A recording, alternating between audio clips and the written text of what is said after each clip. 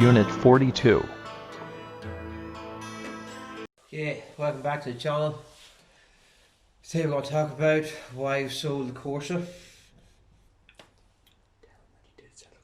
Corsa is gone, Corsa's away. Basically sold it because we wanted to sell it. That was the main reason.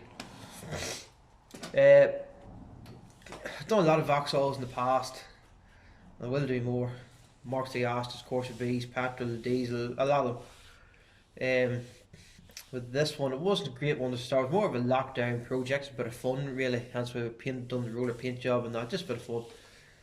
But I didn't want to go any further with it because it wasn't a mint shell and that, so it's gone. There's a bit more Vauxhalls to the channel with big Vauxhall heads here. So wasted one playing more money. I felt it wasn't worth it. We got our fun with it. I've made some YouTube videos with it. It was just time to let it go. So we're going to move on to other cars now. Next project, something completely different. Never had this make of car before. Video come out soon, so I'm interested to stuck it into that. And then just move on, more things.